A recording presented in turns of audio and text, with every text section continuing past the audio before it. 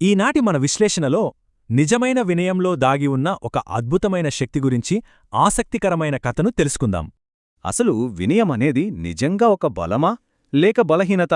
తత్వశాస్త్రంలో ఎప్పుడూ చర్చించుకునే అతిపెద్ద ప్రశ్న ఇదే. చాలాసార్లు ఈ అహంకారం మన ఉనికిని పూర్తిగా తన గుప్పిట్లోకి తీసుకుంటుంది. ఆశ్చర్యమేంటంటే ఆ విషయం మనకే తెలియదు. దీన్ని అర్థం చేసుకోవాలంటే విపరీతమైన గర్వమున్న ఒక నదికి సంబంధించిన పాత కథను మనం తప్పక తెలుసుకోవాలి. ఆ నదికి తన శక్తిపై ఎనలేని గర్వం. పర్వతాలను, చెట్లను, మనుషులను సైతం కొట్టుకుపోయేలా చేయగలనని దాని ప్రగల్భాలు. ఒకరోజు ఆ నది, నేను నీకు బహుమతిగా ఏ గొప్ప వస్తువులను పెకిలించి తీసుకురావాలి అని సముద్రాన్ని గర్వంగా అడిగింది. దాని అహంకారాన్ని గమనించిన సముద్రం, ఏమీ వద్దు, కేవలం కొంచెం గడ్డిని పెకిలించి తీసుకురా అని చాలా సున్నితంగా కోరింది. ఇదేం పెద్ద పననుకుని ఆ నది తన శక్తినంతా ఆ గడ్డిపై ప్రయోగించింది. కాని పదే పదే ఘోరంగా విఫలమైంది. ఇక్కడే ఒక అద్భుతమైన వైరుధ్యముంది. పర్వతాలను సైతం నాశనం చేసే నది ఒక చిన్న గడ్డిపొచ్చును మాత్రం ఏమీ చేయలేకపోయింది. చివరికి నది తన ఓటమిని అంగీకరించింది. గడ్డి కిందుకు వంగడం వల్లే తన ప్రవాహం ఏ హాని చేయలేకపోయిందని గ్రహించింది. ఇందులోని విశ్లేషణ ఎంతో లోతైనది.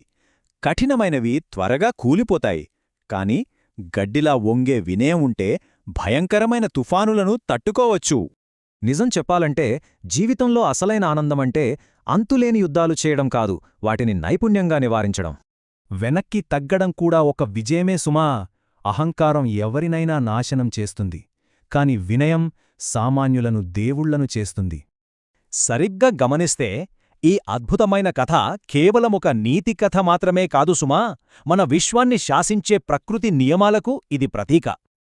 ఈ ప్రపంచంలో జరిగేదంతా కేవలం ప్రకృతి నియమం మాత్రమే. ఇందులో మనందరం కేవలం సాధనాలుగా మాత్రమే పనిచేస్తున్నాం. అందువల్లే మనం లేకపోతే ఏమవుతుంది అనే గొప్పతనం యొక్క భ్రమను ఇక మనం ఎప్పటికీ దరిచేరనివ్వకూడదు.